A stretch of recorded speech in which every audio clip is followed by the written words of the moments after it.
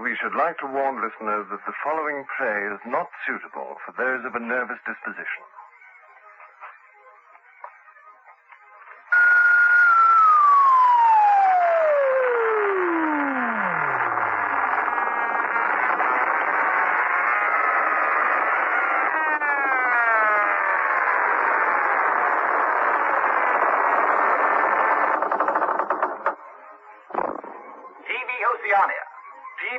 Good morning, comrades. The time is 07:15. Getting up time, remember. Our brave workers have been in the factories for 2 hours already. Aren't you office workers ashamed? Come now, look sharp. We have great news for you this morning. But first, our PT. Come in, Gwenda. If only I could switch it off. 30-40 group. 30-40 group, take your places, please. 30-40 is ready. Now, let's see which of us can touch our toes. Right over from the hips, please, comrade. 1, 2. 1, 2. 1, 2. Anyone under 45 is perfectly capable of touching his toes. We don't all have the privilege of fighting in the front line, but at least we can all keep fit. Remember our boys on the Malabar front and the sailors in the floating fortresses. Just think what they have to put up with. Smith! 6079 Smith! Winston! Yes, you! I'm watching you as well as Big Brother. You can do better than that. You're not trying. Lower, please. Lower. We present 1984, the novel by George Orwell, adapted for broadcasting by Eric Ewans. And now the 0730 news for Friday the 4th of April. A news flash has just arrived from the Malabar front. Our forces in South India have won a glorious victory. This action may well bring the war within measurable distance of its end. Our troops have surrounded the main Eurasian armies. Over 400,000 have been killed, and the prisoners taken are still being counted. The latest figure gives 1,200,000. A monster parade is to take place on Sunday next in Victory Square at 19 hours. It is possible that Big Brother himself may be present. But that is not all, comrades. Today, the 4th of April, 1984, may well go down in history. This morning, yet another floating fortress was successfully anchored between the Faroe Islands and Iceland. But these victories cost money, comrades, and to obtain them, we had to sacrifice luxuries. As from Monday next, the chocolate ration will be cut from 30 grams to 20, and the tobacco ration from 120 grams to 100. That's all for the moment.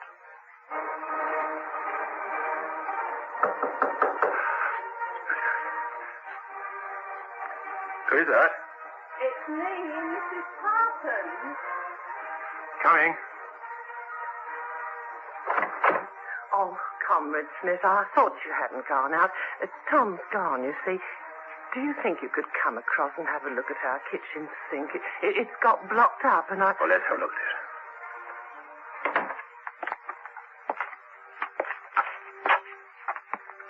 Of course, it's only because Tom isn't home. You see, if Tom were home, he'd put it right in a jiff. He loves anything like that, does Tom. He's ever so good with his hands, Tom is. There, you see? Yeah. You got a plunger? What's that? Oh, it doesn't matter. I can loosen the angle joint. Plumbing in these old buildings hasn't been looked at for years. No. Do you know when Victory Mansions was built? Oh, I can't say I do. Well, next time you come in, look up above the door. 1930. It's over 50 years ago. It takes so long to get permission. You got a spanner? Oh, I think Peter's playing with it. I didn't want to disturb the children, you see. They haven't been out, and They're upset that Tom didn't take them to the hangings last night. Well, I can't do anything without a spanner. Oh, well, I'd better. Oh, I do hope they behave. Peter? What? Come here.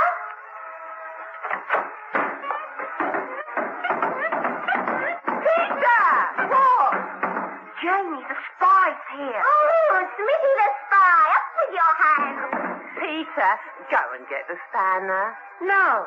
Peter? You wouldn't take me to the hanging. Want to see the hanging. Want to see the hanging. Want to see Your father had to go out collecting stubs for hate week. Goldstein. Smithy looks like Goldstein. Smithy looks like Goldstein. Enemy number one. Smithy looks like Goldstein. It tells you all about Smithy and Goldstein in my book. Listen. In the old days, before the glorious revolution, London was not the beautiful city that we know today. It was a dark, dirty, miserable place where hardly anybody had enough to eat, and where hundreds and thousands of poor people had no boots on their feet, and not even a roof to sleep under. Children no older than you are had to work 12 hours a day for cruel masters who flogged them with whips if they worked too slowly and fed them on nothing but stale bread crusts and water. But in among all this terrible poverty... Now, that's enough. Peter, go and get the spanner for Mr. Smith. Shut up. Go on, Jamie. Read about Smithy. There were just a few great big beautiful houses that were lived in by rich men who had as many as 30 servants to look after them. These rich men were called capitalists. They were fat, ugly men with wicked faces, like the one in the picture on the opposite page. Oh, show me. Show me. Peter, bring me the spanner. Can we see the hanging then, Ma? Oh, I suppose so. Promise? Yes, I promise. Then get it, please. Oh, all right. But don't forget, you brought Smithy the traitor. Oh, Jane, behave yourself, do. He's a thought criminal, a Eurasian spy. I'll shoot him, I'll vaporize him, I'll send him to the salt mines. Peter, don't throw it. Get here, Tom. Tom. Good boy. Now then, run along and play and close the door behind you. Traitor. Traitor. Goldstein. They haven't been out, you see. Get a bucket. Mrs. Parsons is listening. Oh, yes, just a moment. Thanks. Oh, there she goes.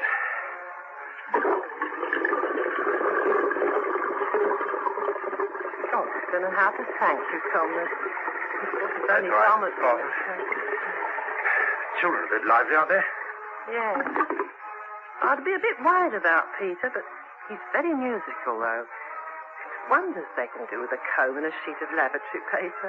Oh, that reminds me, the lavatory's blocked up. Well... No, I wouldn't hear of it, Comrade, but you might tell Tom if you see him in the canteen. He could slip back at lunchtime. Yes, I'll tell him. That reminds me, Mrs. Parsons.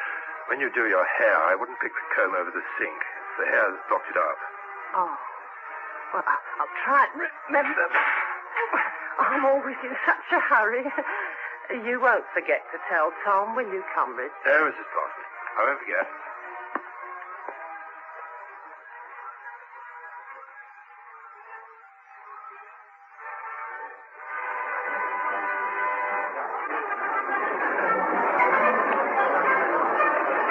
Smith? Huh?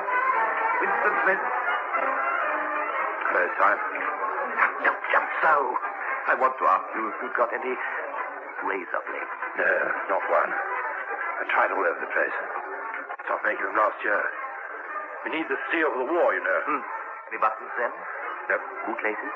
I'm wearing them. Oh, well. Move on, old chap. The queue's moving. What's on? Can't see. What day is it? Friday. What time is it? You all right? It's 13:20. Friday, 13:20. It's brown rummagem and Palace pie. Goody. Keep moving. Oh, All right. Keep your tray out of my back. Oh, sorry, old chap. Did you go and see the prisoners hanged in the park last night? No, I was working. I shall see it on the tricks, I suppose. A very inadequate substitute. Oh, it was a good hanging. Oh, I do wish they wouldn't tie their feet together. I like to see them kicking. And above all, at the end, the tongue sticking right out and blue. Quite bright blue. That's the detail that appeals to me. Yes. Oh, did I tell you that I once got a pass to see some tortures in the cellars of the Ministry of Love? Oh, now that was Next, please. Come on, quick, love. get in there. There's no milk for your victory coffee. Decorate. Yes, please, and cheese. There you are, love. $2.25. Next, please. Come on now, pile it on. I'm starving. Who do you think you are, big brother? You'll have the same as the next, chief. No harm meant none. Thanks. Let's move on, Winston. There's the table over there, under that telescreen.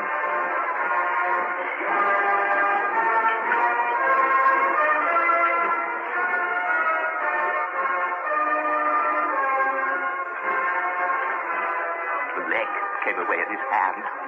You shouldn't miss it. I might be able to get you a pass next year. I know a girl who knows a man who works in Lily-Love. How's the dictionary getting on? Slowly. I'm on the adjectives. It's fascinating. Really? You know, I don't think that you have a real appreciation of newspeak, Winston. Even when you write it, you're still thinking in old speak with all its vagueness and its useless shades of meaning. Now, come on.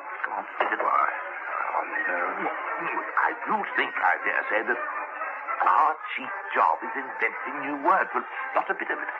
We're destroying words, scores of them, hundreds of them, every day. We're cutting the language down to the bone. Of course, the great wastage is in the verbs and adjectives, but there are hundreds of nouns that can be got rid of as well. Take good, for instance. If you have a word like good, what need is there for a word like bad? Ungood would do just well. Why not bad and unbad? Because, and this is the whole point, this is what makes it fascinating. Every word, every single word has got to be judged by its value to society. It's not just a matter of linguistics. The destruction or retention of a word is a political, social, ethical, and even an economic decision. Well, that's why Big Brother's so interested. It was all his idea originally, huh? I didn't know. Oh, yes. The revolution will be complete when the language is perfect. Newspeak is Engsop, and Insop is Newspeak. Now, don't you see that the whole aim of Newspeak is to narrow the range of thought? In the end, we shall make thought crime literally impossible. Because there will be no words in which to express it. But it'll take a long time. Oh, already in the 11th edition. We're not far from that point. By 2050, earlier probably, all real knowledge of old speak will have disappeared. The whole literature of the past will have been destroyed. Chaucer, Shakespeare, Milton, Byron will exist. Only newspeak versions. Ampleforth working on that now. Look at him over there. Oh, he's got his nose stuck in the book. Who's that girl beside him? I've seen her before. A dark-haired one. It's not beside him. There's nowhere else to sit. She's the secretary for the Junior Anti-Sex League. Oh? I thought... Well, don't. She's a dedicated girl. Well, no private life. Not that any of us have, thank PB. Every evening she's at it. Canvassing, lectures, meetings, posters, slogans, marches. Soaking, but she's allowed to work in Pornosec. Pornosec? No. You really must catch up, Winston, or you'll be in trouble. Muck House. A subsection of the fiction department of the Ministry of Truth, turning out cheap pornography for distribution among the trolls. Keeps them happy. And sort of thing. Spanking stories, one night in a girl's school, under a skirt and so on. All in sealed packets and bought furtively by proletarian youth under the impression that they were buying something illegal. That girl? They're all girls in Pornosec, except the head of the department. Militant virgins. The theory is that men's sex instincts are less controllable than those of women, and they're in greater danger of being corrupted by the filth they handle. Maybe something in there. What? Oh, here comes Parsons. Hello. Hello, Parsons. What are you two talking about, then? Something a bit too brainy for me, I expect. Oh, Smithy, old boy, I'll tell you why I'm chasing you. You don't mind, Simon? Your call. It's that sub, Smithy, you forgot to give me. Which sub is that? There's so many. The sub for H Week, you know, the house-by-house fund. I'm treasurer for our block. We're making an all-out effort. Going to put on a tremendous show. I tell you, it won't be my fault if old Victory Mansions doesn't have the biggest outfit of flags in the whole street. Well, I remember, Parsons. Your wife told me to tell you the lavatory's blocked up. Oh, now, old chap. I know we're all a bit push, but don't try and change the subject. No, it's true. She'd like you to slip back and fix it before the afternoon shift. $2 you promised me, Winston. Don't forget the lav. So very much. That little beggar of mine let fly at you with his catapult yesterday. I gave him a good dressing down for it. In fact, I told him I'd take the catapult away if he does it again. I think he was a little upset you didn't take him to see the executions in the park. What I mean to say, shows the right spirit, doesn't it? Mischievous little beggars they are, both of them, but talk about keenness. All they think about is the spy and the war, of course. What for it? The telescreen lit up. Comrades. Attention, comrades. We have glorious news for you. We have won the battle for production. Returns now completed of the output of all classes of consumption goods show that the standard of living has risen by no less than 20% over the past year. All over Airstrip 1 this morning, there were irrepressible, spontaneous demonstrations when workers marched out of factories and offices and paraded through the streets with banners, voicing their gratitude to Big Brother for the new, happy life which his wise leadership has bestowed upon us. The first results, which will be effective as from tomorrow morning, are that the tobacco ration is increased to 100 grams a week, and the chocolate ration to 20 grams a week. That's all, comrades. Ministry of Plenty has certainly done a good job this year. Oh, by the way, Smithy, old boy, I don't suppose you've got any razor blades you can let me have? I'm sorry, I've been using the same one all the year. You can age them up on glass now. I just thought I'd ask. Well, then over now. I've also got some more subs to collect. Only 12 more days for H Week.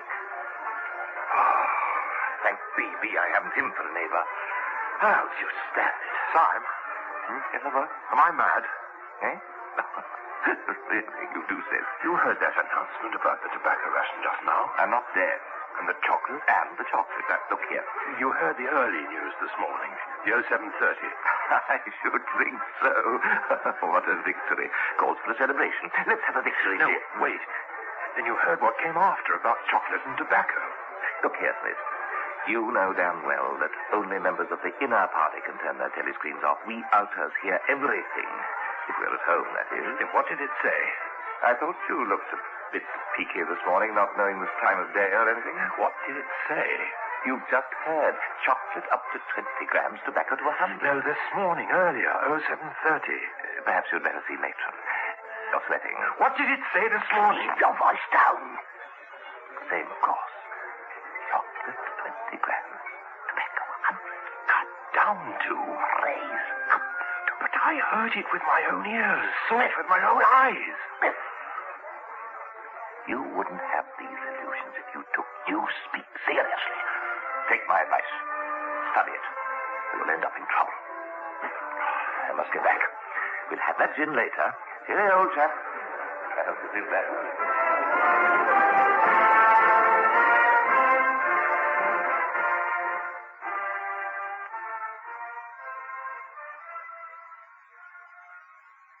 Oh, let's have a cigarette. Tobacco's dry as dust.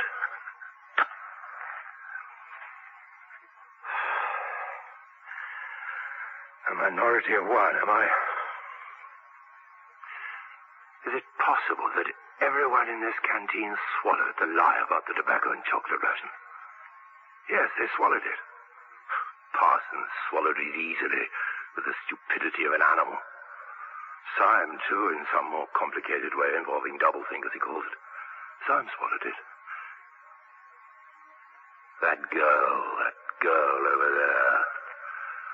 The fanatical secretary of the Anti-Sex League. She swallowed it passionately, with a furious desire to track down, denounce, and vaporize anyone who would suggest that last week the chocolate ration had been 30 grams. Am I then alone in possessing a memory? In my work, in my department of the Ministry of Truth, rewriting the whole of history according to the party line, did they swallow it? Did they swallow it in RecDep, the records department? Did they swallow it in FicDep, in TeleDep? Ampleforth, the poet, did he swallow it? And would appear I am.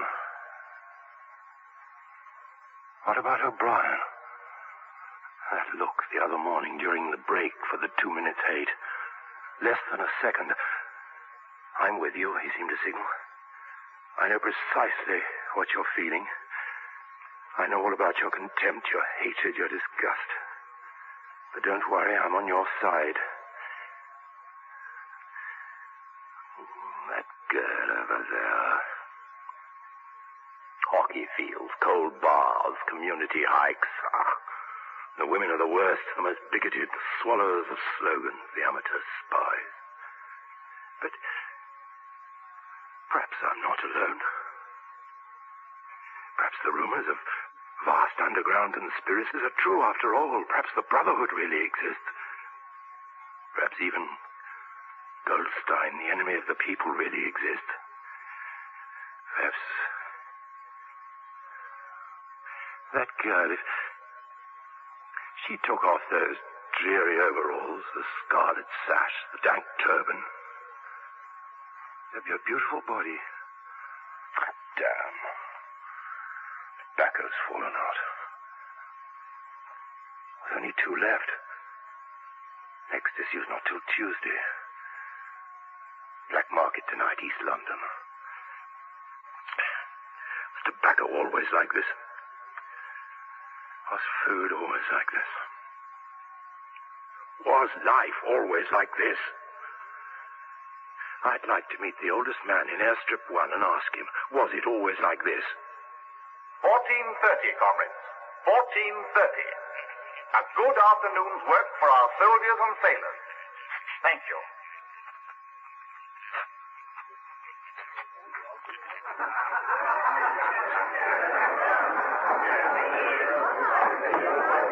I asked you civil enough, didn't I? You telling me you ain't got a bite mug in the old bleeding boozer? What in hell's name is that pint? I'll kick him. Calls himself a barman and don't know what a pint is. Why, a pint's the half of a quart and there's 4 quarts to the gallon. Have to teach you the ABC next. Never heard of him. Litre and a half litre, that's all we serve. There's the glasses on the shelf in front of you. I likes a pint. You could draw me off a pint easy enough. We didn't have these bleating litres when I was a young man. When you were a young man, mate, we were all living in the treetops. Can I offer you a drink? Hey, you're a jest. Pint. Pint a wallop. Put 2 halves into a large pot. I'll have the same. They don't understand nothing, these youngsters. Half litre ain't enough. They don't satisfy. And a whole litre's too much. Starts me bladder running, let alone the price. Take our drink over in that corner. $2.50, and next time he drinks like everyone else. Come on, Pop. Excuse me. I'll carry them over.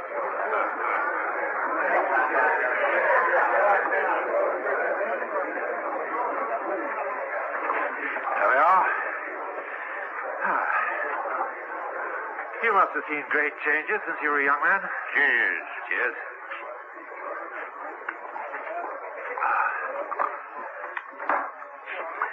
You're very much older than I am, aren't you, old chap? You must have been a grown man before I was born. You can remember what it was like in the old days before the revolution. People of my age don't really know anything about those times. It's as if they had abolished the past. You can only read about them in books. What it says in books may not be true. I should like your opinion on that. Oh, yes. Cheers.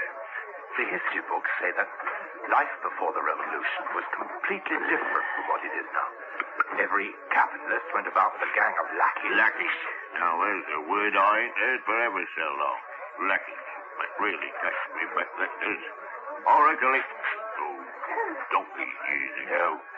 I used to go sometimes to Hyde Park of a Sunday afternoon to hear the blokes making speeches. What I really wanted to know is this.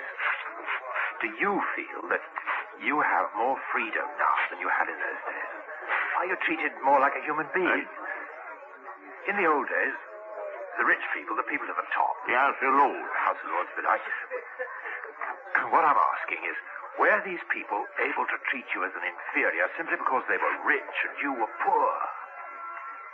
Was it usual for these people and their servants to push you off the pavement into the gutter? One of them pushed me once. He did? I recollect it as if it was yesterday. It was boat race night. Terrible rowdy I used to get on boat race night, and I bumps into a young bloke on Shaftesbury Avenue. Quite a gent he was. Fish shirt, top hat, black overcoat. He was kind of zigzagging across the pavement, and I bumps into him accidental-like. And if you believe me, he puts his hand on my chest and gives me a shove, and spitting near sent me under the wheels of a bus. Well, I was young in them days, and I was going to fetch him one... I've not made myself clear. What I'm trying to say...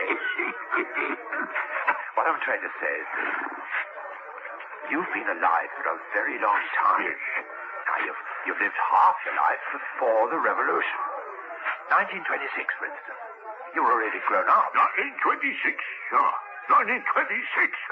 Collin won the Derby that year. Yes, but were there any labour's troubles that year? You know, strikes, miners, trains, troops. 1926. That Gordin won the National, that I do now. No, what I mean is, would you say that life in 1926 was better than it is now, or worse? Whoa. If you could choose, would you prefer to live then or now? I know what you expect me to say. You expect me to say as I'd sooner be young again. Most people say they'd sooner be young again. Most people say they'd sooner be young if you asked them. No. You've got your health and strength when you're young.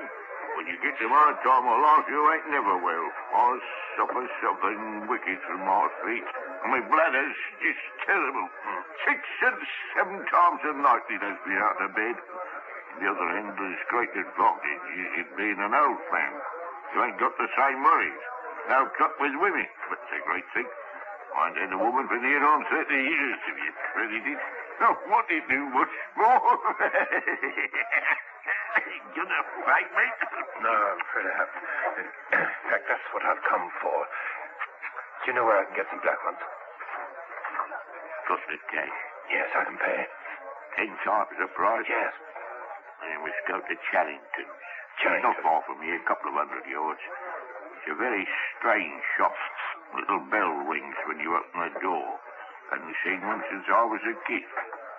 Sells all sorts of junk, what we used to call antiques. Antiques? Yes, old things. You don't see them nowadays. More's a pity. Rocking chairs, cuckoo clocks. Cuckoo clocks? What on earth are those? Oh, Charrington will show you if you're interested. No one else is. All they want is fags and dope and dirty books. How do I get there? Easy as pie. You go out of here and turn left and then take straight on. Hello? Is anyone in? Good evening, sir. Good evening. I was just lighting up. These oil lamps give a beautiful light, but they do need looking after. There we are. That's very restful. Yes, it suits my eyes better than the modern stuff. What can I do for you? I'd like 20 cigarettes, please. Yes, mister. That'll be $10. Thank you. Oh, anything else? Would you like to look around? Well, I don't want anything else in particular. Just as well, because I don't suppose I could have satisfied you. You see how it is. An empty shop, you might say. Between you and me, this trade's about finished. No demand any longer. No stock either. Furniture, china, glass, all been broken up by degrees. And, of course, the metal stuff's been melted down for the wall. I haven't seen a brass candlestick in years. So do have a look round, sir. Well, thank you. What's this? Where? Ah, yes. You've got an eye for beautiful things. It's a paperweight. Lift it. It's heavier than you think. Certainly is. Beautiful glass. Like rainwater, sir, isn't it? What's this inside? A rose? That's coral, that is. Must have come from the Indian Ocean. They used to kind of embed it in the glass. And that wasn't made less than 100 years ago, or more by the look of it. How much is it? Oh, you can have it for $5. I can remember when a thing like that would have fetched £8, and £8 was... Well, I can't work it out. It was a lot of money. Thank you, sir. Will I wrap it? Oh, no, thanks. I'll put it in my pocket. There's another room upstairs that you might care to take a look at. Not much in it. Just a few pieces. I'd like to see them. Please. This way, sir. I'll go ahead.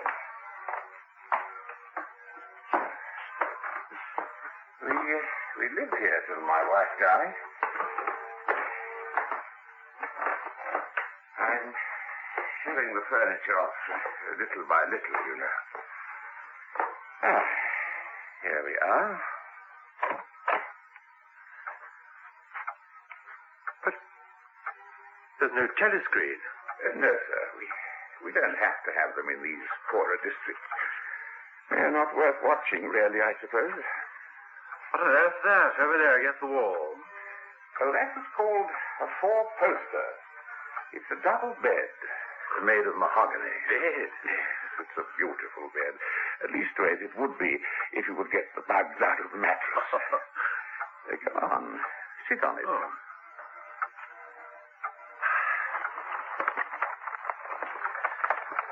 It's a wonderful room. Man could really be alone here. Fire in the grate, pipe, slippers. No sound but the ticking of the clock. Oh, I see it's a 12-hour one. That's the grandfather clock. It was made in 1782. Over 200 years ago. Still keeps time. You've seen one of these? No, what is it? Wait. Now, listen.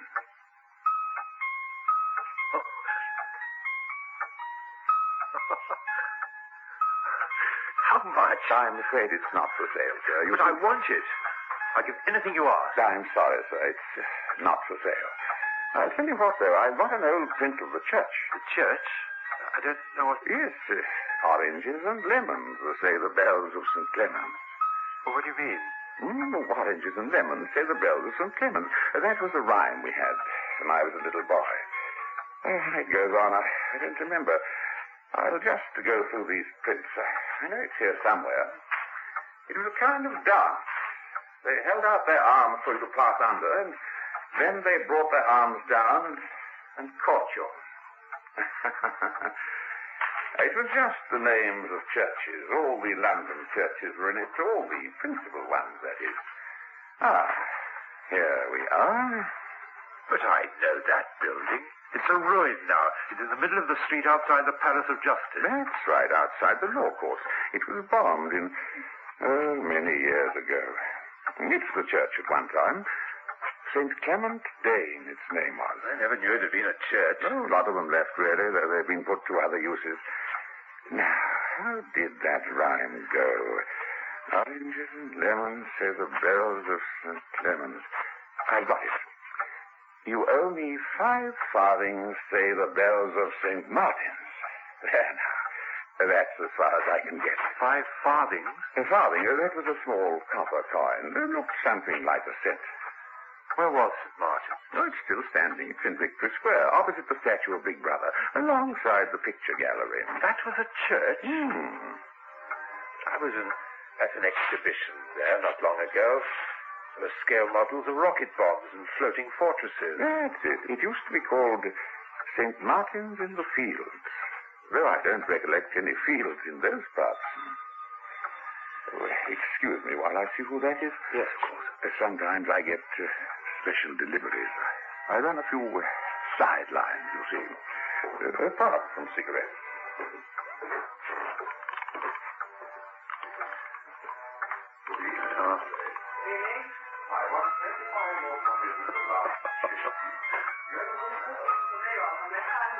Violet.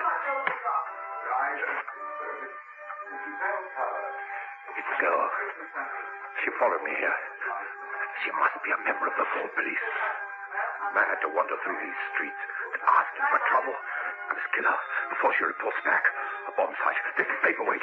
Quick. Easy. Take it easy. I must go The now. young lady gave me this. For you. For me? This envelope. Oh. Well, aren't you going to open it? Yes, sir. Yes, I suppose.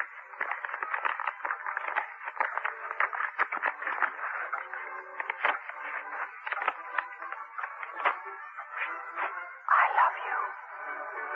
Victory Square. Near Monument. Sunday demo. 19 hours.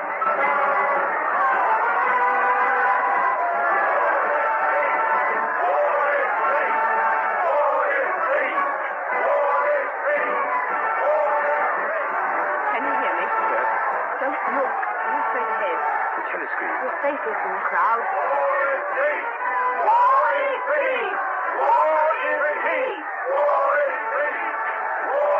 Can you get Wednesday afternoon off? Yes. Then listen carefully. Go to Paddington. There's a single to Percy Wood. A single because you must stand by this route. Single Percy Wood. Turn left at the station, walk 2 kilometers along the road. You'll see a gate with top bar missing.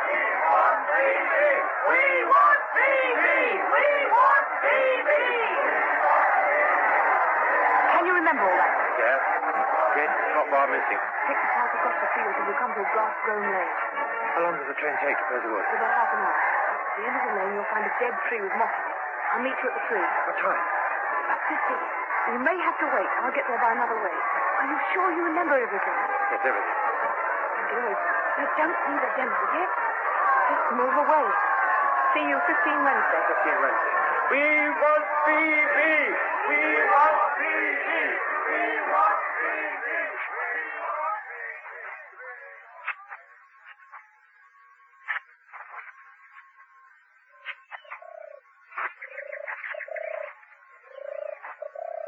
Hello? Hello. Follow me.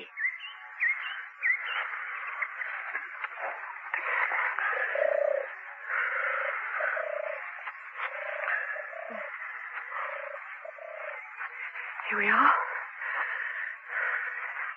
didn't want to say anything in the lane in case there was a mic hidden there. I don't suppose there is, but there could be. There's always a chance of one of those swine recognizing your voice. We're all right here. Yes. We're all right here. Yes, look at the trees. There's nothing big enough to hide a mic in. Listen. Now that you've seen me closer, can you still bear to look at me? Yes, easily. I'm 39 years old. I've got varicose veins. I've got 5 false teeth. I couldn't care less. Darling. Oh, my dear. We've got the whole afternoon. Isn't this a splendid hideout? I found it when I got lost once on a community hike. If anyone was coming, you could hear them 100 meters away. I don't know your name. Julia Brown. I know yours. It's Winston Smith. How did you find that out? Oh, I expect I'm better at finding things out than you are. After all, I followed you that evening to Charrington, didn't I? Wasn't that clever? His shop's on my list, but I'd been there only a few days previously. Oh, very clever. What are those books like? Oh, ghastly rubbish. Tell me, what did you think of me before you got my note? I hated the sight of you. I wanted to rape you and murder you afterwards. Just before I got your note, I was about to follow you into the street and bash your head in. Do you really want to know? I imagine you had something to do with the Fort Police. Oh, no. Not the Thought Police. Oh, you didn't honestly think that. General appearance. Merely because you're young and fresh and healthy, you understand. You thought I was a good party member. Pure in word and deed. Banners, processions, slogans, games, community hikes, all that stuff. Yes. And you thought that if I had a quarter of a chance, I'd denounce you as a thought criminal and get you killed off. Yes, something of that kind. Well, a great many young girls are like that, you know. Yes, it's this bloody chastity sash that does it. There. I'm out of uniform now. Don't tear it. You'll need it later. Actually, I am that sort of girl to look at. You're sure you aren't fooling me? You see, I can hardly believe it. No, darling, I'm not fooling you. I hate them. But you must conform. I'm good at games. I was a troop leader in the Spies. I do voluntary work 3 evenings a week for the Junior Anti-Sex League. Hours and hours I spent pasting their bloody rot all over London. I always carry one under a banner in processions. I always look cheerful and I never shirk anything. Always yell with the crowd. That's what I say. It's the only way to be safe. Can we come here again? Well, not for another month or two, of course. Well, a month or two? Well, I know other places. What, indoors? You must be mad. I don't want to die just yet. You don't know the party. Making children is allowed, but making love is the unforgivable sin. When you make love, you're using up energy. Afterwards, you feel happy and you don't give a damn about anything. They can't bear you to feel like that. They want you to be bursting with energy all the time. All this marching up and down and cheering and waving flags is simply sex gone sour. If you're happy inside yourself, why should you get excited about Big Brother and 3-year plans and 2-minute hates and all the rest of their bloody rot? I suppose you're right. I never thought of it like that. The sexual privation produces hysteria, which can then be transformed into war fever and leader worship. Well, I wouldn't know about that. I'm not as clever as you are. But I know what we're doing is dangerous. And to talk about doing it indoors, it's suicidal. Julia, you know old Charrington? Yes, he's a dear. After all, he did give me my note. Well, there's a room above his shop which is like something out of a dream. Where's the telescreen? That's just it. There isn't one. Are you sure? Yes. Only Charrington would let it to us. I suppose there's no harm in asking him, but be careful. You'd come there with me? Of course. You're so very young. You're 10 or 15 years younger than I am. Well, what can you see to attract you in a man like me? It was something in your face. I thought I'd take a chance. I'm good at spotting people who don't belong. As soon as I saw you, I knew you were against them. Julia, do you know O'Brien? Well, not to talk to, only to see in the canteen. Well, I'm sure he's against them. It's a serious thing to rebel against the party. We need allies. We must find out if the Brotherhood exists. Will you come with me if I can contact O'Brien?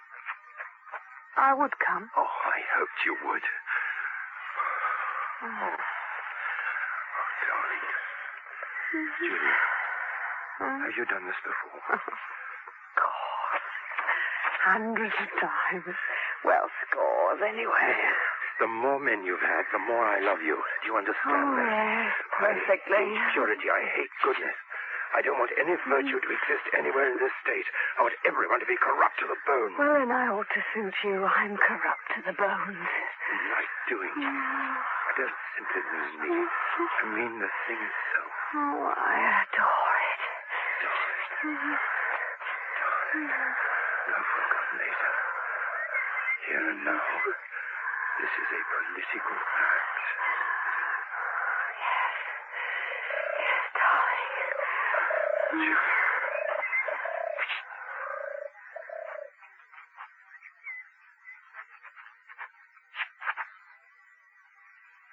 Well, then, shall I say it, or will you? I'll say it. That thing is really turned off. Yes, we have that privilege in the inner party. Everything is turned off. We are alone. Except for my servant, Martin, who's getting us the drinks, and he is one of us. We have come here because... Yes? Go on. Because we believe that there is some kind of conspiracy, some kind of secret organization working against the party, and that you are involved in it. We want to join it and work for it. We're enemies of the party. We're thought criminals. We're also adulterers. I tell you this because we want to put ourselves at your mercy. If you want us to incriminate ourselves in any other way, we're ready. Very well. Come in, Martin. Bring the drinks over here and put them on the round table. And bring a chair for yourself, Martin. This is business. You can stop being a servant for the next 10 minutes. Thank you, comrade. What on earth is this? It is called wine, comrade. You will have read about it in books, no doubt. Not much of it gets to the outer party, I'm afraid. Well, I think it is fitting that we should begin by drinking a health. To our leader, to Emmanuel Goldstein. Emmanuel Goldstein. Then there is such a person. Yes, there is such a person. And he is alive. Where, I do not know. And the conspiracy, the organization, it is real. It's not simply an invention of the thought police. No, it is real. The Brotherhood, we call it. You will never learn much more about the Brotherhood than that it exists and that you belong to it. I'll come back to that presently. It is unwise even for members of the inner party to turn off the telescreen for long periods. By the way, you ought not to have come here together. Oh. I'm sorry, And you will have to leave separately. The lady will leave first. Right. Now, you will understand that I must start by asking you certain questions. In general terms, what are you prepared to do? Anything we're capable of. You will both answer. You are prepared to give your lives? Yes. Yes. You are prepared to commit murder? Yes.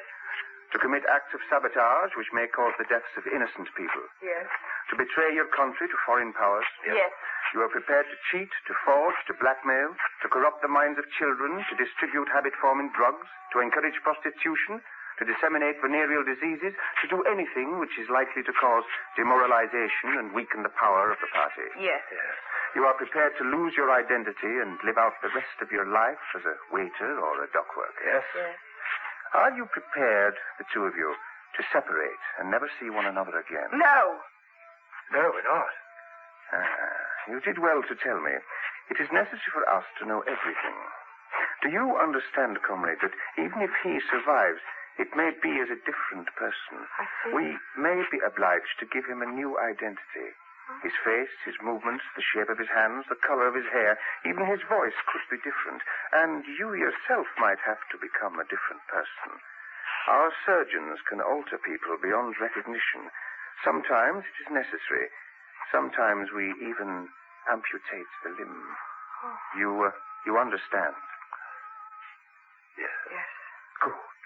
Then that is settled.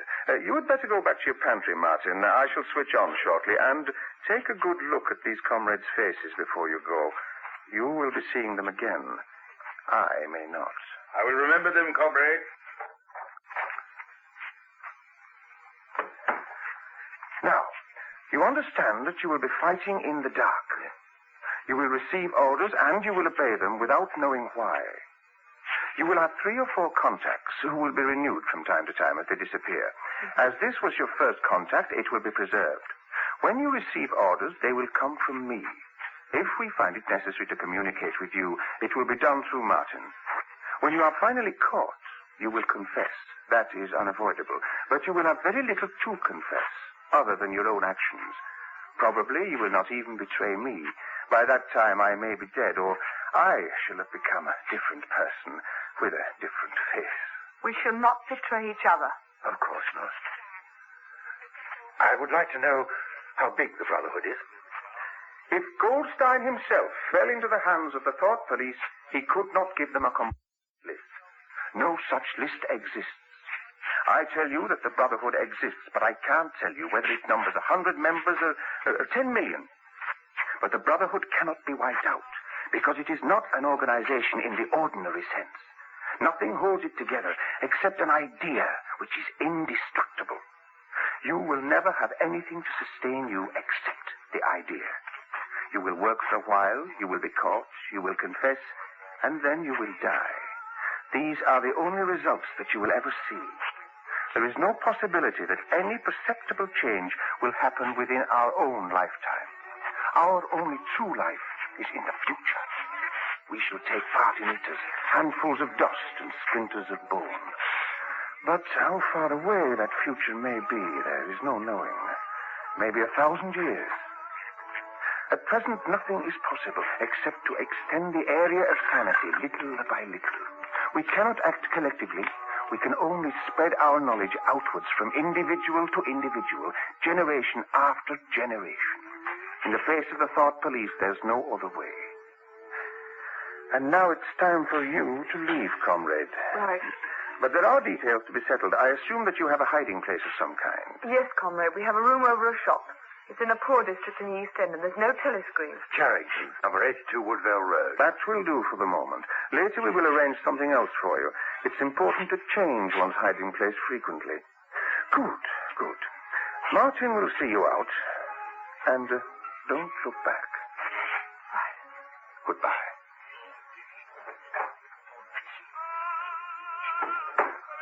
And now, comrade, finally, to become a full member of the Brotherhood, you must study our leader's book.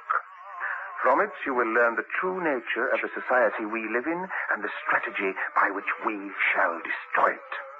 There are not many copies in existence, as you can imagine. The thought police hunt them down and destroy them as fast as we can produce them. But you do not need a copy. Well, why not? I must read it. I've searched ever since I first heard of it. Have you a radio set?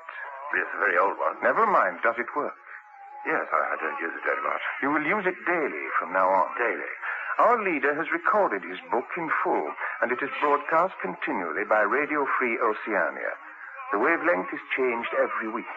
This week it is 1275 megacycles. 1275 megacycles, I remember. 1275. Well, the decanter is still half full.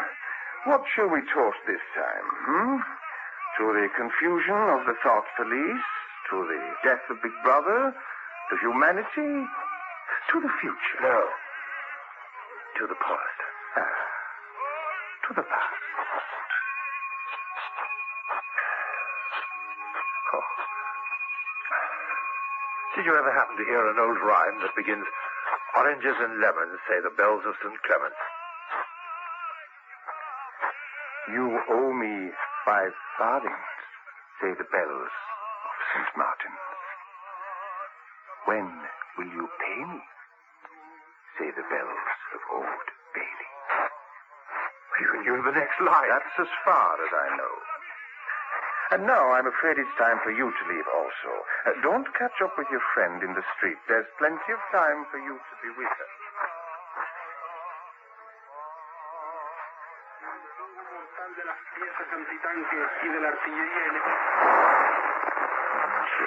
Washington enough to clear that an all-round increase in wealth threatened the destruction, indeed in some sense was the destruction of a hierarchical society. If it once became general, wealth would confer no distinction. It was possible, no doubt, to imagine a society in which wealth, in the sense of personal possessions and luxuries, should be evenly distributed, while power remained in the hands of a small, privileged caste. But in practice, such a society could not long remain stable. In the long run, a hierarchical society was only possible on a basis of poverty and ignorance. The problem was how to keep the wheels of industry turning without increasing the real wealth of the world. Goods must be produced, but they must not be distributed. And in practice, the only way of achieving this was by continuous warfare. The essential act of war is destruction, and not necessarily of human lives, but of the products of human labor. In principle, the war effort is always so planned as to Let me show you what I brought. Just a minute, I've got the leader. After meeting the bare needs of the population. The consciousness of being at war, and therefore in danger, makes the handing over of all power to a small caste seem the natural, unavoidable condition of survival. It does not matter whether the war is actually happening, and since no decisive victory is possible for either of the three power groups, it does not matter whether the war is going well or badly. All that is needed is that a state of war should exist. None of the three super-states ever attempt. Julia. It's very good, darling, but I know it all. You can listen again sometime when I can't get here. You know it all. What are you saying? Yes. I never believed in the war. Don't think it's happening. But the rocket bombs. Well, 30 a week on London alone, they happen.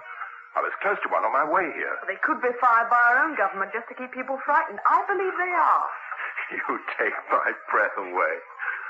You're not supposed to be interested in politics. I don't call that politics. It's just common sense. Oh, come on, look what I've got. What you got? Did you bring some of that filthy victory coffee? Yeah, of course. I thought you would, but you chuck it away again because we shan't be needing it. Here, look here. But it's coffee. It's real coffee.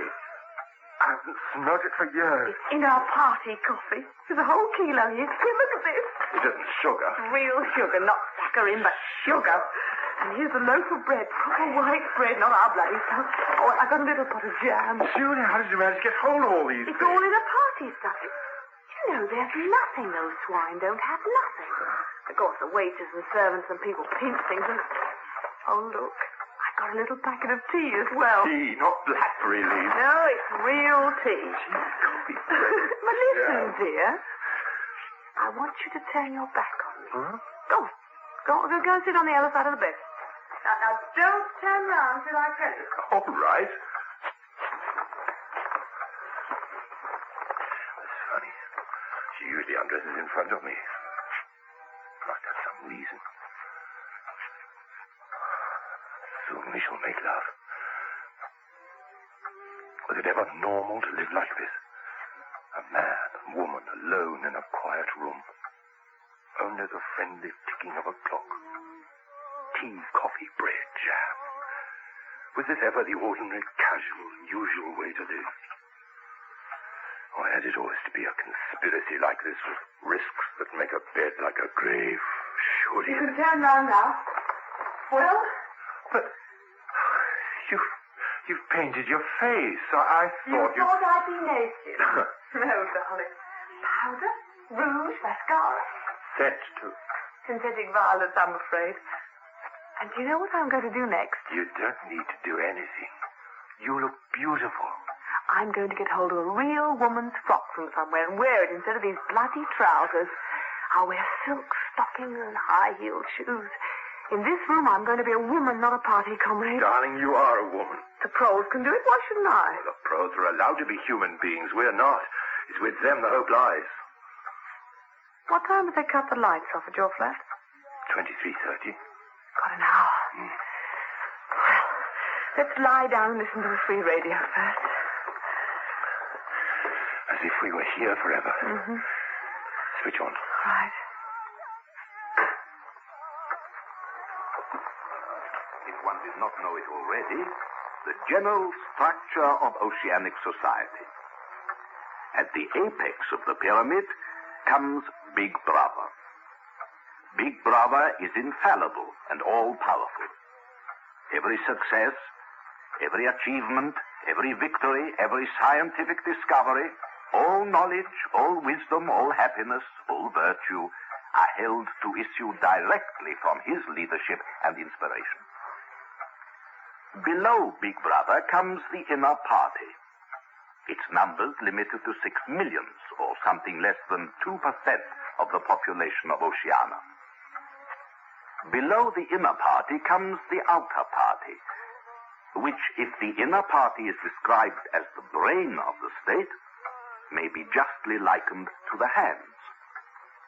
Below that come the dumb masses, whom we habitually refer to as the proles, numbering perhaps 85% of the population. All beliefs, habits, tastes, emotions, mental attitudes that characterize our time are really designed to sustain the mystique of the party and prevent the true nature of present-day society from being perceived. Even the names of the 4 ministries by which we are governed exhibit a sort of impudence in their deliberate reversal of the facts. The Ministry of Truth with lies, the Ministry of Love with torture, and the Ministry of Plenty with starvation. These contradictions are not accidental. They are deliberate exercises in double-think. The pros can be granted intellectual liberty because they have no intellect. But a party member lives from birth to death under the eye of the thought police. Even when he is alone, he can never be sure he is alone. wherever he may be, asleep or awake, working or resting, in his bath or in his bed, he can be inspected without warning and without knowing that he is being inspected. Hey! Nothing Get out, that you he filthy does brute. is indifferent. What was it? A rat. Friendship is relaxing. A rat. I saw him see his beastly nose out of the wainscoting. There's a hole down there. I gave him a good fright, anyway. A rat in our room. You know, they're all over the place. We've even got them in the kitchen at the hostel. Some parts of London are swarming with them. Did you know they attack children? Please, please. They do. Dear.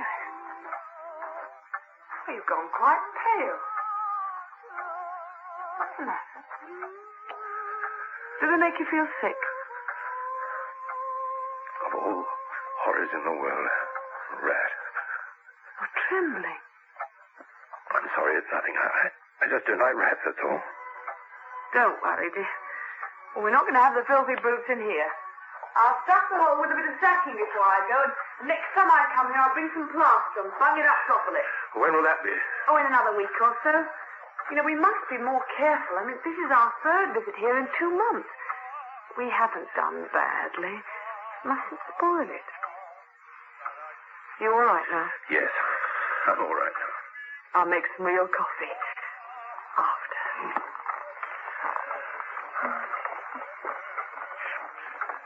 Julia, Yes, dear? you heard what Goldstein was saying. Yes. Has it ever occurred to you that the best thing for us to do would be simply to walk out of here before it's too late and never see each other again? Yes, dear, it has occurred to me several times. But I'm not going to do it all the same.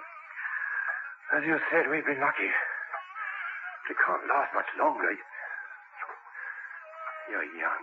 You look normal and innocent. If you keep dear of people like me, you might stay alive for another 50 years. No, I've thought it all out. What you do, I do. And don't be downhearted. I'm rather good at staying alive. But we must be careful. We may be together for another 6 months, a year. There's no knowing, but at the end, we're certain to be apart. Do you realize how utterly alone we shall be? When once they get hold of us, there'll be nothing, literally nothing, that either of us can do for the other. If I confess, they'll shoot you. If I refuse to confess, they'll shoot you just the same. Nothing that I can do or say or stop myself saying will put off your death for as much as 5 minutes.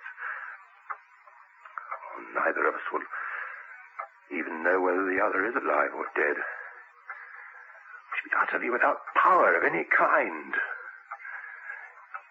Julia, the one thing that matters is that we should not betray one another. Although even that can't make the slightest difference. If you mean confessing, we shall do that right enough. Everybody always confesses. You can't help it. No, they torture you. I don't mean confessing. Confession is not betrayal. What you say or do doesn't matter. Only feelings matter. Julia, if they could make me stop loving you, that would be the real betrayal. They can't do that. It's the one thing they can't do. They can make you say anything, but they can't make you believe it. They can't get inside you. No, that's quite true.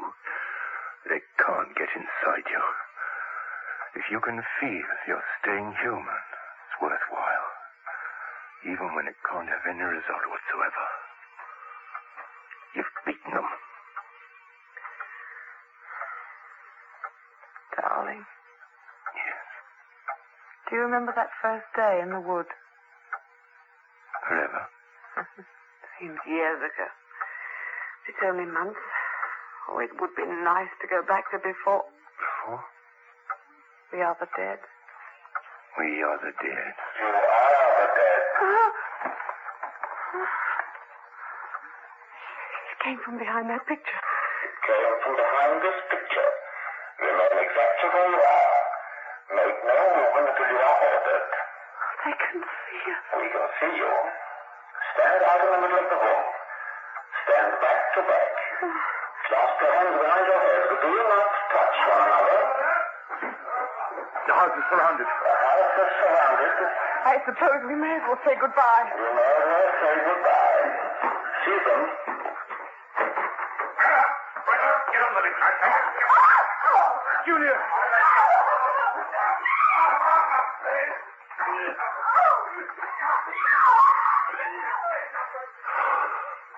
You'll never see her again. Mr. Charrington. Of the Thought Police. By the way, where's your toy? Ah, here we are. You never found out how it finished, did you? Ah, well, you'll soon know. Oranges and lemons, say the bells of St. Clement. You owe me 5 farthings, say the bells of St. Martin. When will you pay me, say the bells of Old Bailey. When I grow rich, say the bells of Shoreditch.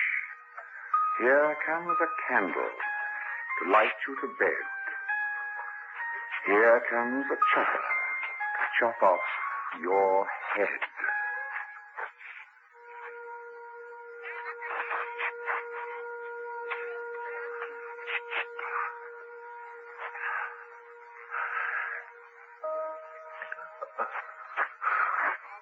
Where?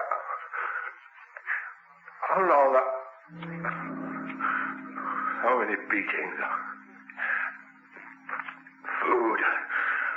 I can swear it. In my left pocket, a crust of bread. Tried. Bread. 6079 Smith, Winston. Hands out of pockets in the cells. Always the eyes watching, the voice enveloping. Asleep or awake. Nothing my own except the few cubic centimeters inside my skull. And the body. And the last resource, nothing but the body between you and the blood. Beating. Cries. Pain. I will confess, but not yet. I'll hold out till the pain becomes unbearable. 3 more kicks. 2 more kicks. 1. I will confess. Assassination of party members, distribution of seditious pamphlets, embezzlement of public funds, sale of military secrets, sabotage, thought crime, face crime, own life.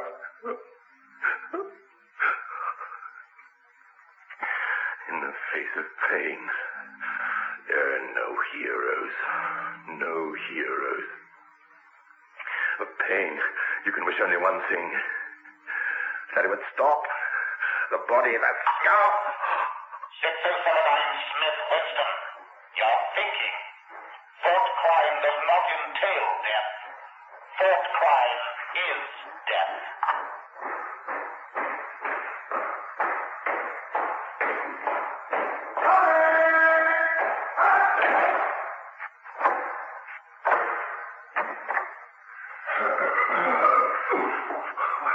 Ampleforth. Smith, you too. What are you in for? To tell you the truth, I don't. There is only one offense. They're not thought crime. But have you committed it? Apparently I have. And these things happen. I've been able to recall one instance, a possible instance. It was an indiscretion, undoubtedly. We were producing a definitive edition of the poems of Kipling. And how the word God remained at the end of a line. I could not help it. I tell you, it was impossible to change the line. The rhyme was Rod. Do you realize that there are only 12 rhymes to Rod in the entire language? For days I racked my brains, but there was no one. Oh, that was bad luck. Has it ever occurred to you that the whole history of English poetry has been determined by the fact that the English language lacks rhymes? No, I can't say it has. Do you know what time of day it is? I hardly thought about it. They arrested me. It could be 2 days ago, perhaps 3. There's no difference between night and day in this place. I do not see how one can calculate the time. How long have you been here? I've no idea. Could be a month.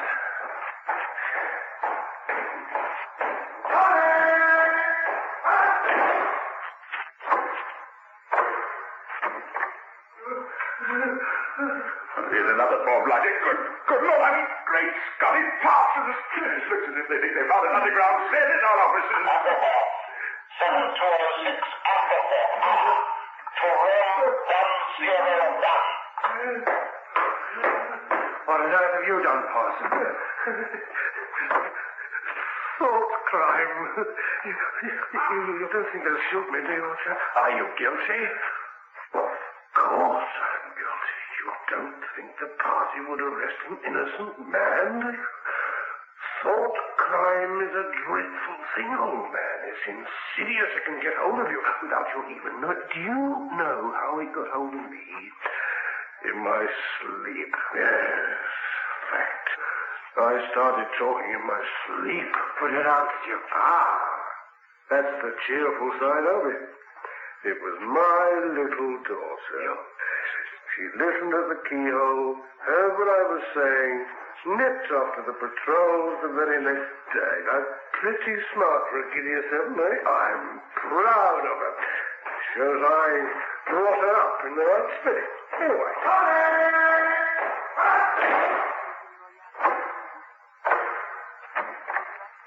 Simon. Oh, Brian. They've got you too. They got me a long time ago. You knew this, Winston. Now don't deceive yourself. Do you think we're going to get off? Shut up. Guard, take Parsons next door and smash his jaw. No! Now, Winston, you're in my keeping. Do you know where you are? Oh, Brian. I don't know. I can guess. In the cellars of the Ministry of Love. Do you know how long you've been here? I don't know. Days, weeks, months. I think it's months. And why do you imagine that we bring people to this place? To make them confess. No, that is not the reason. Try again. Punish them? No. To cure them. To cure you. To make you sane. We do not merely destroy our enemies. We change them. Do you understand what I mean by that? No. Don't worry, Winston. You will. I shall save you. I shall make you perfect. First, I want you to watch your so-called human nature in action. You remember Syme, the bold dictioneer? This is it. His tongue is so swollen he can't talk, but with a full belly of wind he can scream, can't you? We've got something special for you in room 101. Officer General, you don't have to take me to that place. I told you everything already. What else is it you want to know? There's nothing I wouldn't confess. Nothing. Write it down and I'll sign it. Anything, but not room 10. Room 101. Do anything to me. You've been starving me for weeks. Finish it off and let me die. Shoot me, hang me. But not room 101. Room 101.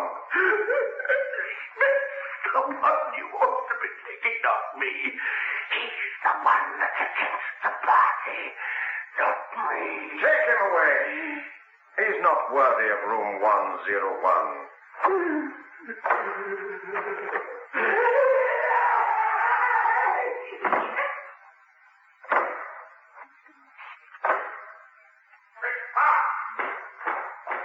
You see, Winston, that is human nature.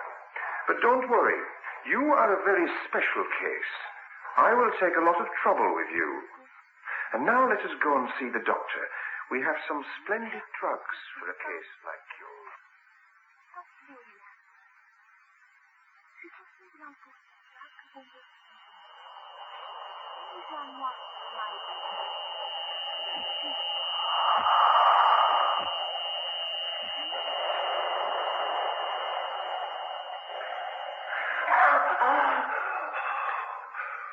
That was 40.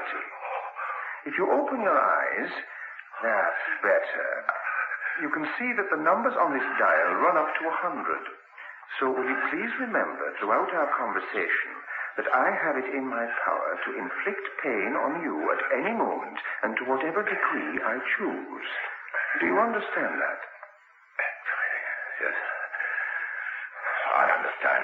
I'm taking trouble with you, Winston, because you are worth trouble. You know perfectly well what is the matter with you. You are mentally deranged. You suffer from a defective memory. Even now, I'm well aware you're clinging to your disease under the impression that it is a virtue. Now, we will take an example. At this moment, which power is Oceania at war with? When I was arrested, Oceania was at war with Eastasia. With Eastasia? Good, good. And Oceania has always been at war with Eastasia, has it not? Now, don't look at the dial. The truth, please, Winston. Your truth. Now, tell me what you think you remember. I remember that until only a week before I was arrested, we were not at war with Eastasia at all. We were in alliance with them. The war was against Eurasia.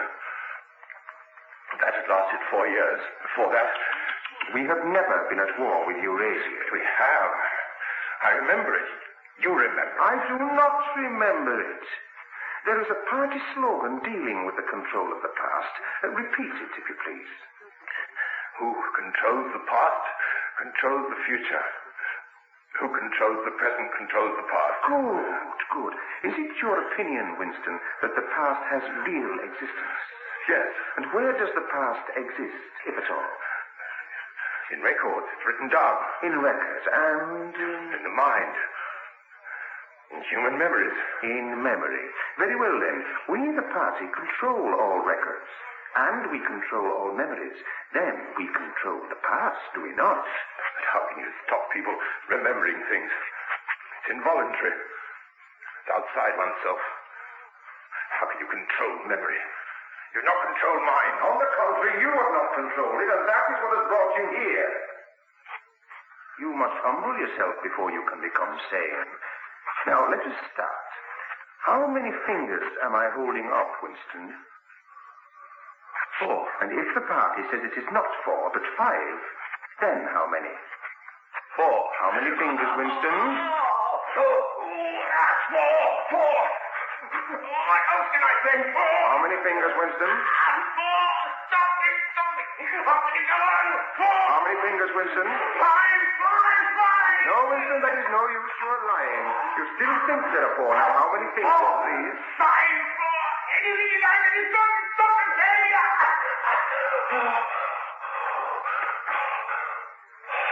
Very well. Oh, you are a slow learner, Winston. Now rest a while. You must understand that in this place there are no martyrdoms. All the confessions that are uttered here are true. We make them true. You must stop imagining that posterity will vindicate you. Posterity will never even hear of you. You will never have existed. Then why torture me? You are a flaw in the pattern, Winston. You're a stain that must be wiped out. What happens to you here is forever. We shall squeeze you empty, and then we shall fill you with ourselves. But when finally you surrender to us, it must be of your own free will. You understand? How many fingers, Winston? 4. I want to see 5 if I could. I'm trying to see 5. Now, if you wish to persuade me that you see 5 or really see them. Really to see them. Again, then, how many fingers, Winston? I don't know. You'll tell me if you do that again. 5, 4, 6. You don't want to see. I don't know. Better. Now, look me in the eyes. What country is Oceania at war with? I don't remember. Oceania is at war with Eastasia. Do you remember that now? Yes. Oceania has always been at war with Eastasia. Since the beginning of your life, since the beginning of the party, since the beginning of history. The war has continued without a break. Always the same war. Do you remember that? Yes. Just now I held up the fingers of my hand to you. You saw 5 fingers. Do you remember that? Yes. I hold up my left hand with thumb concealed. There are 5 fingers there. Do you see them? Yes. I saw them. I see them. You see now that it is at any rate possible. Good. We progress. I enjoy talking to you, Winston. Your mind appeals to me. It resembles my own, except that you happen to be insane. now, before we bring this session to a close, you can ask me a few questions if you choose. What have you done with Julia? Oh, she betrayed you, Winston. Immediately. Unreservedly. I have seldom seen anyone come over to us so promptly. All her rebelliousness, her deceit, her folly, her dirty-mindedness, everything has been burned out of her. It was the perfect conversion, the textbook case. You tortured her. Next question. Does Goldstein exist? I don't know. You read his book? I wrote it.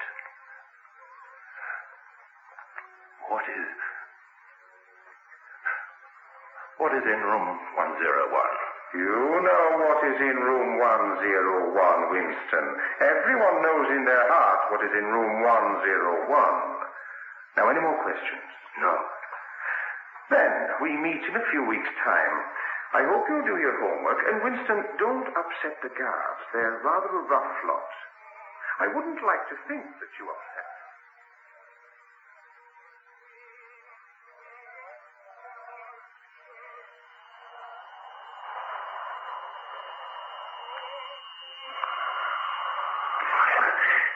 There. Now, relax. There are 3 stages in your reintegration. There is learning, there is understanding, and there is acceptance. It is time for you to enter upon the 2nd stage.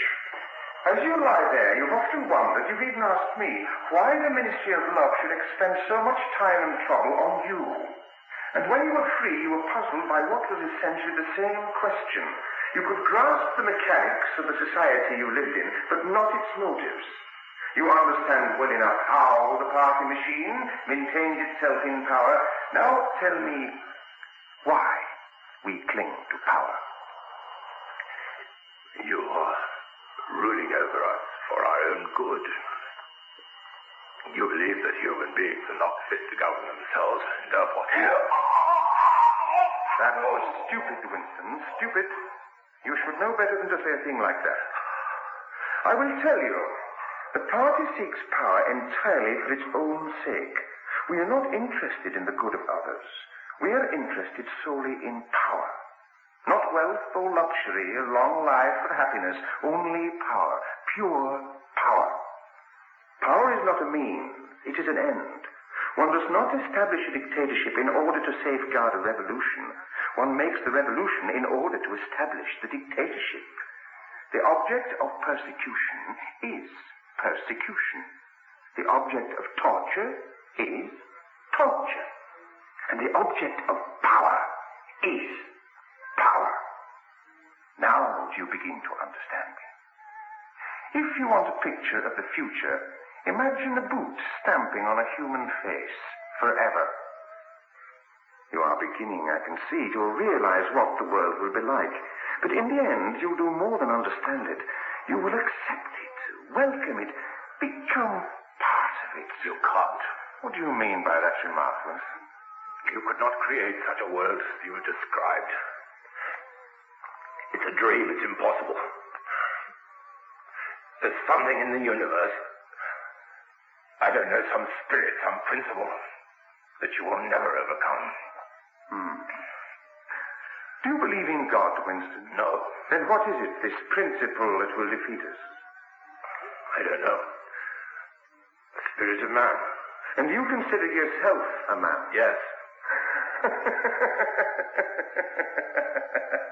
If you are a man, Winston, you are the last man. You are the guardian of the human spirit. You shall see yourself as you are.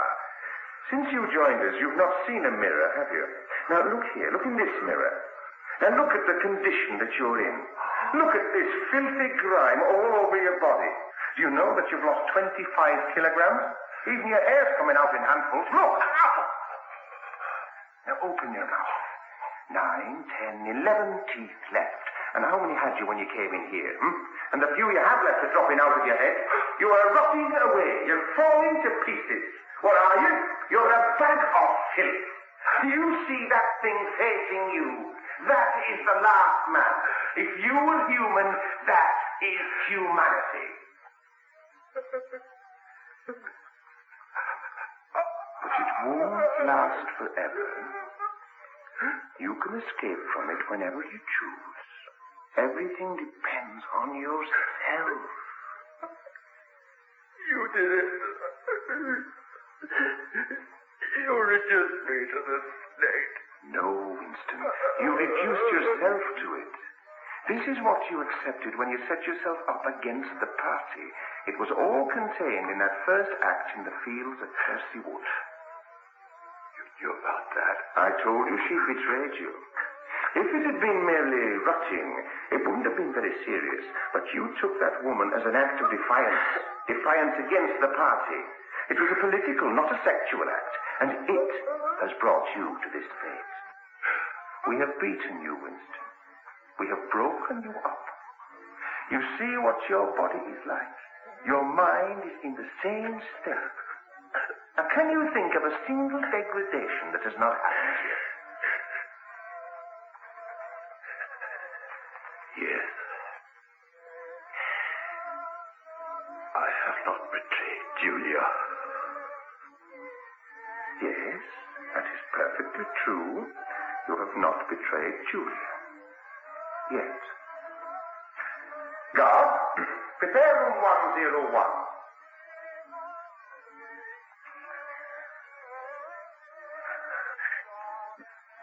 Cease to struggle, Winston. You can't move, not even your head, so relax.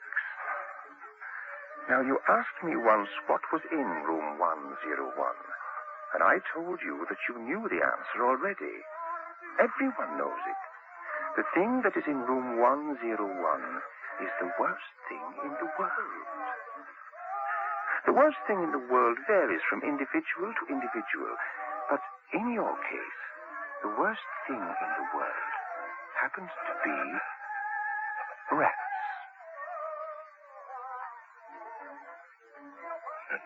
No, not that. Now, let me show you this cage.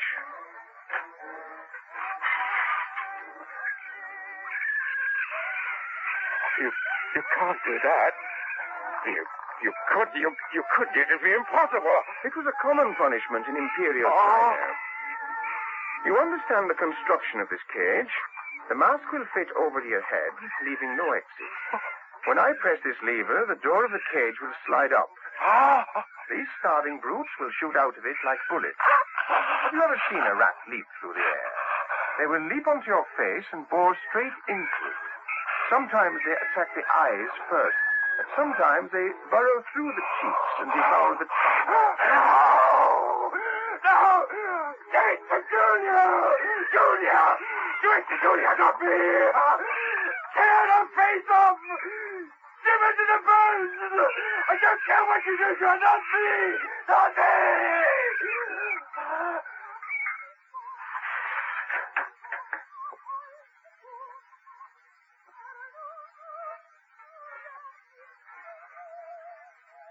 Thank you, Winston. Oh, thank you, Brian.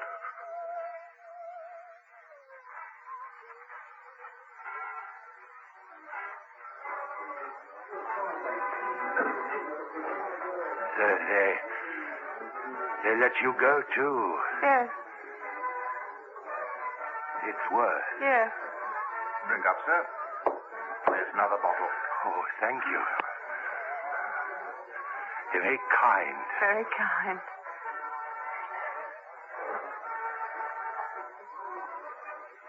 I betrayed you. I betrayed you.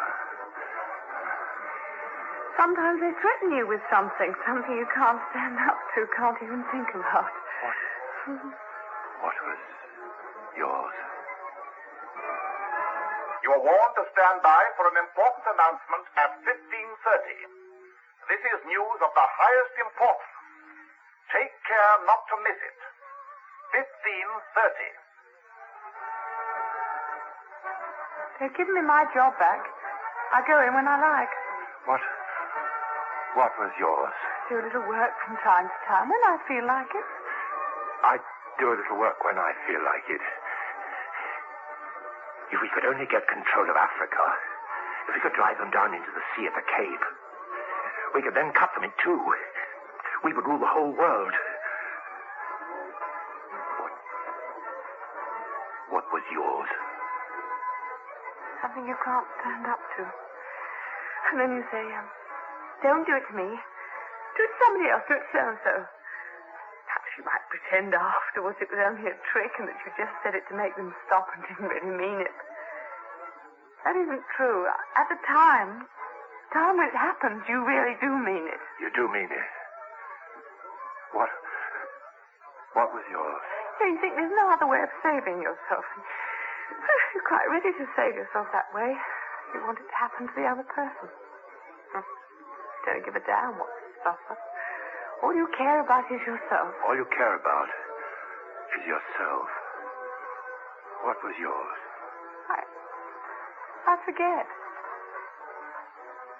And after that, you don't feel the same towards the other person any longer. You don't feel the same. We must meet again. Of course. Must meet again. Bye. Goodbye. Attention, comrades. We have glorious news for you. We have won the battle for production. Returns now completed of the output of all classes of consumption goods show that the standard of living has risen by no less than 20% over the past year. All over Airstrip 1 this morning, there were irrepressible, spontaneous demonstrations when workers marched out of factories and offices and paraded through the streets with banners, voicing their gratitude to Big Brother for the new, happy life which his wise leadership has bestowed upon us. The first results, which will be effective as from tomorrow morning, are that the tobacco ration is increased to 100 grams a week and the chocolate ration to 20 grams a week. That's all, comrades. We have won. We have won. Big Brother will rule the world. How can I misunderstand? How could I question? Oh, needless the misunderstanding. Stubborn self-exile from the loving breast. But it's all right. It's the long run at the last gasp. Everything is all right. The struggle is finished.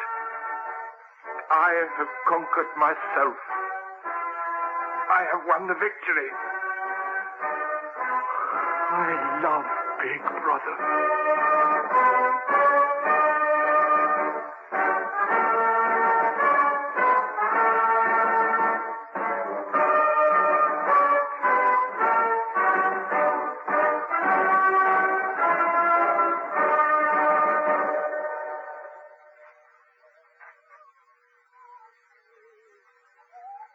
In 1984, by George Orwell, adapted for broadcasting by Eric Ewans, the part of Winston Smith was played by Patrick Troughton, Julia Brown by Sylvia Syms, and O'Brien by John Collin. Goldstein was played by Cyril, Charrington by Hector Ross, the Old Man by Norman Wynne, and Syme by Alan McClelland. TV announcer Michael McClain, Parsons John Dearth, Mrs. Parsons Cecile Chevreau, Gwenda Mary Wimbush, Ampleforth Gordin and the children Elizabeth Proud and Brian Hewlitt. The recorded production was by John Gibson.